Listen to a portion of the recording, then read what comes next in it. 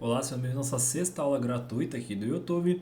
Hoje eu quero conversar com vocês, como as variáveis do paciente impactam na taxa metabólica basal e na escolha do fator injúria e fator atividade, certo? Por quê? Porque eu falei, na aula anterior sobre as fórmulas e tudo mais, limitações, só que eu preciso deixar bem claro também que a fórmula pode ser muito boa, mas se ela não tiver dados confiáveis, sólidos, e com muito critério, com muito raciocínio anterior, você também vai errar, né? Então, a fórmula pode estar perfeita, o cálculo pode estar perfeito, mas você esqueceu de avaliar a veracidade, né, a qualidade dos dados do seu paciente que entraram na fórmula anteriormente. Então, hoje é uma aula para abrir um pouco o leque, né, a expansão ali de ideias sobre o que podem afetar esse gasto, né, e consequentemente eu vou comentar um pouquinho, né, sobre fator atividade e fator injúria, que eu acho que vale a pena reforçar esses detalhes aqui, porque eles acabam protagonizando uma parte bem importante do cálculo, né?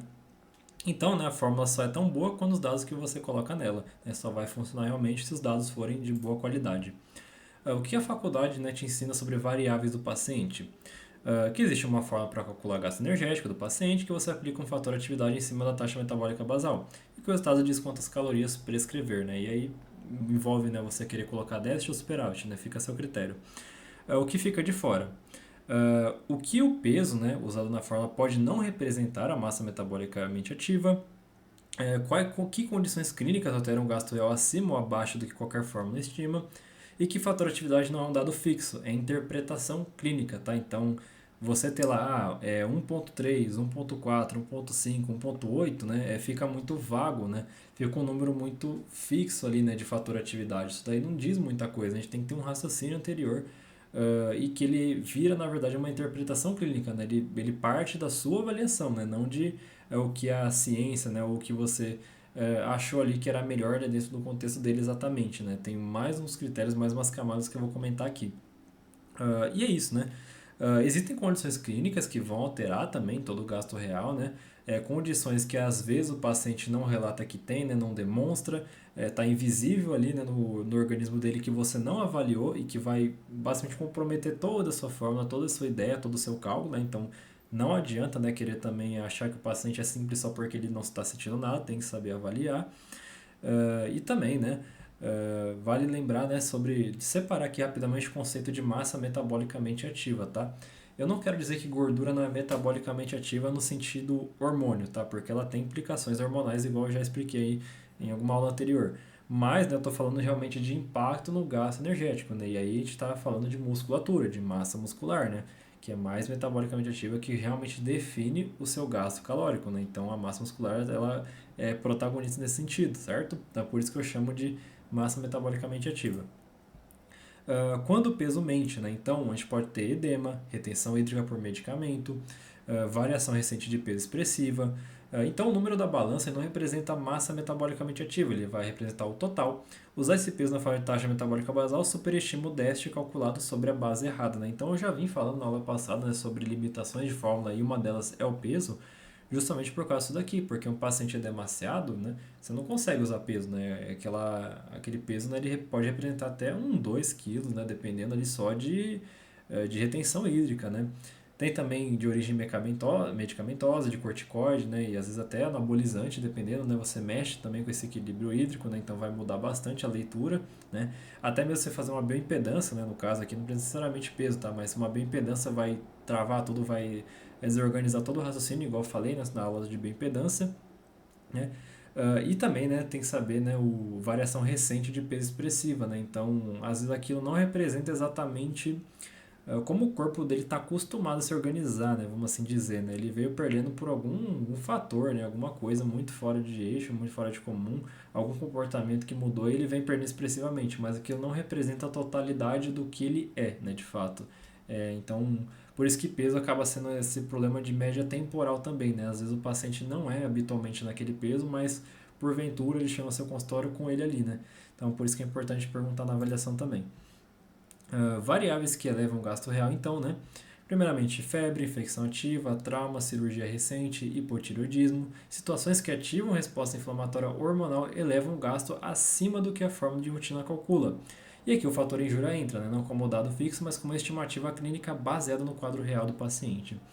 O que isso tudo quer dizer, né?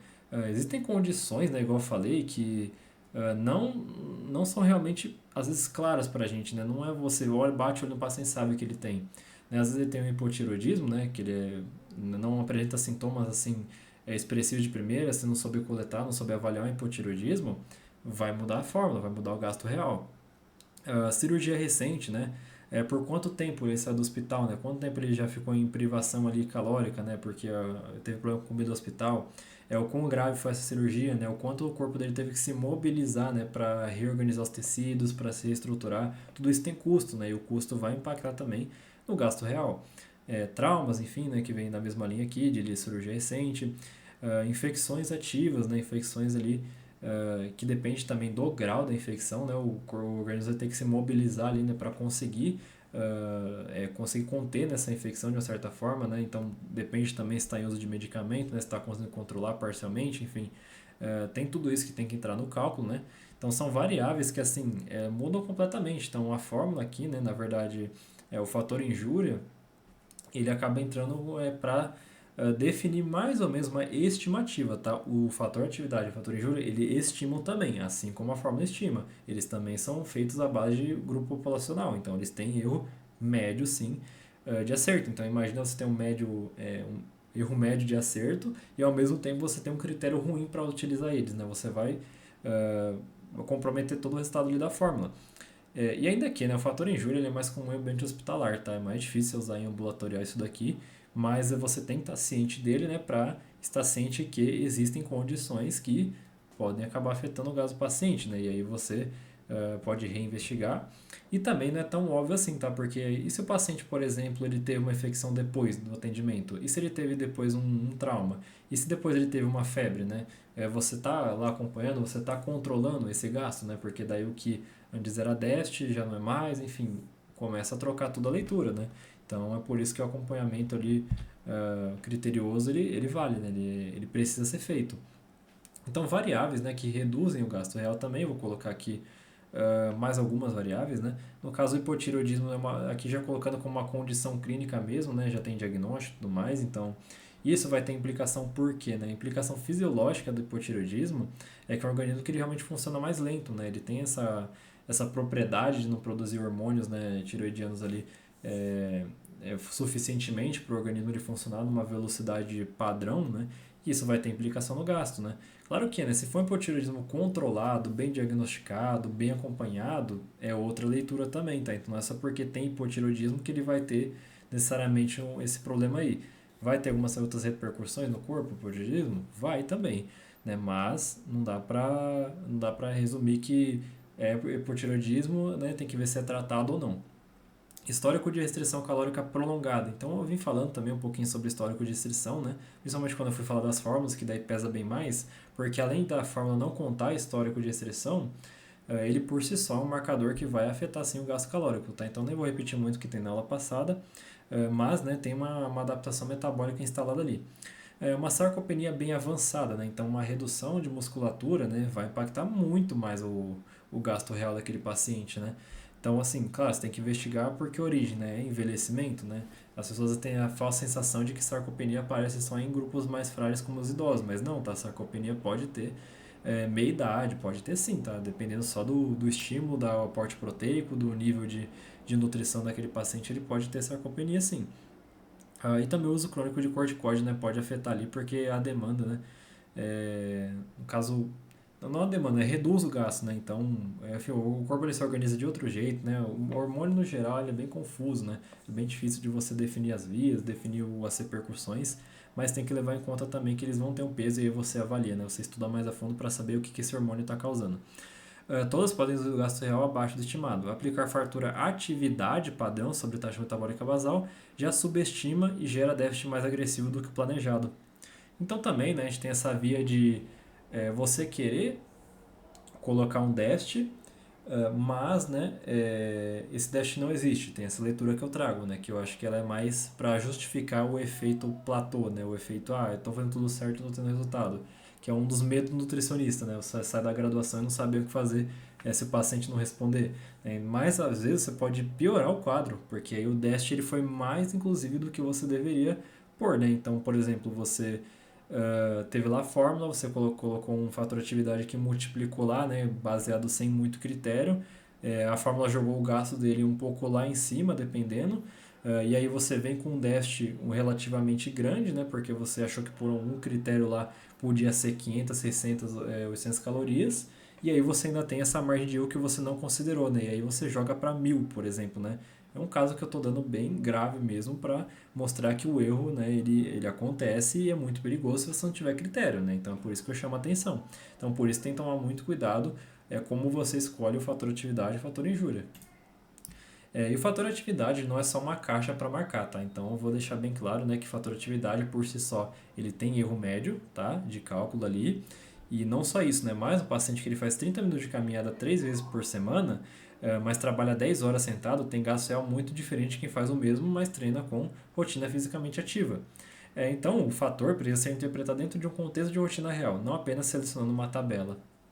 Por que eu trago isso? Porque né, tudo que o paciente faz durante o dia, não importa se é no exercício ou não, também vai pesar no cálculo. Isso aí é ok, né? A maioria deve saber. Mas o que você né, pode acabar errando é que a rotina dele pode ter oscilações, né? Então, se a rotina dele tem muitas oscilações de atividade, hoje eu fiquei responsável pelo escritório, mas amanhã eu vou trabalhar com outra coisa, né? Ou, por exemplo, o final de semana eu, em vez de descansar, eu limpo a casa inteira, né? Então, são pequenas variáveis ali, né? Mas que são, às vezes, constantes, que vão pesar no seu cálculo, né? Então, assim, o critério para utilizar um fator atividade, ele é tão complicado quanto o critério para você utilizar a própria fórmula, né? Que eu venho mostrando aqui. Então, não dá para você só né, achar que, ele parece meio fisicamente ativo, né? Porque ele vai na academia 3 vezes na semana, tá? Mas quando ele vai na academia, quanto tempo ele tem de exercício físico constante, que tem realmente ali resistência mecânica, ele realmente está realizando atividade física, ou ele está sentado no celular por 4 minutos, treina um pouco, né? Enfim. Porque assim, a perspectiva do paciente do que ele treina não é a mesma perspectiva do que essas fórmulas pensaram, do que esse fator aqui, atividade, pensou, né? Então, um profissional de educação física olhando você treinar, ele sabe ele sabe avaliar melhor né, o quanto de esforço você realmente está fazendo pelo tempo que você está lá dentro. Já você, né, uma pessoa iniciante, uma pessoa que não tem tanta percepção, ele pode dizer que não, eu treino pesado 1 hora, eu treino pesado 1 hora e meia. Né? E você vai ver o treino, ele não atinge realmente aquela necessidade, né? Que, no caso, aquela necessidade energética que precisa, que vai ser considerado no cálculo. Então tem que saber isso, né? Tem até um estudo interessante que eu cito lá no curso, né, sobre percepção individual de exercício, né? Aí vocês podem conferir lá que ele é bem interessante, né? Mas vamos ficando por aqui. E o que fazer quando os dados não são suficientes, né? Então, assim, além de eu falar tudo isso, eu tenho que considerar também que, né? Eu não posso ser ignorante de achar que tudo vai ser perfeitinho, vai cair na sua mão. Tá aqui, ó, todos os dados tá certinho. Eu tenho peso bem medido, eu tenho composição corporal bem medida, não tem nenhum problema, né? Porque na vida real não é assim.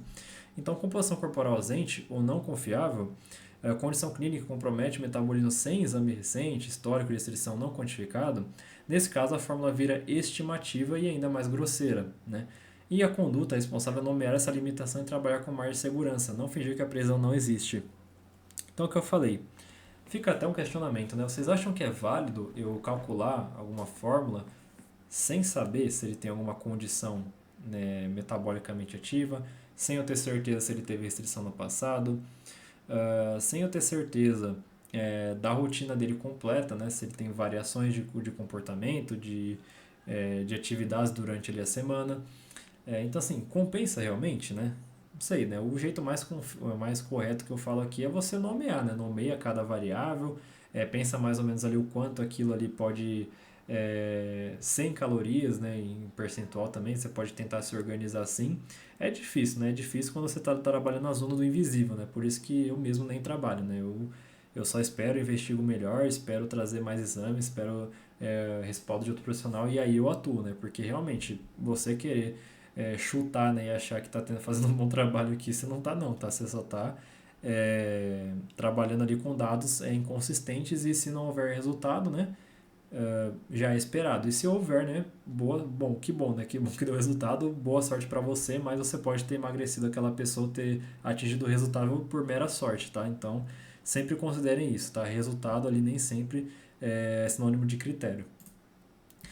Isso é só o começo, então, né? Então, na clínica real, né, você aprende a identificar qual fórmula faz mais sentido, como usar a composição corporal para refinar esse cálculo, como o histórico metabólico ainda tem mais peso, então fala um pouquinho dessas porcentagens que eu comentei aqui, e quando o dado disponível é suficiente para sustentar uma conduta calórica precisa, né? Então, o que você precisa ter minimamente para ter uma precisão ok, né? Ou às vezes até boa, né? Você tem que saber qual critério, qual raciocínio você tem que usar para chegar nisso. É o que o Clínica Real vai te ensinar. E basicamente é isso, tá? Sobre essa aulinha aqui gratuita. Espero que eu tenha agregado muito conhecimento de vocês. Né? E se vocês tiverem interesse, né? Essa aula, né, no caso, foi tirada ali de contexto dentro do curso, tá? Então eu só peguei uma parte ali, né? Eu compactei para ficar mais acessível, mais fácil ali de entender e resumido também, né?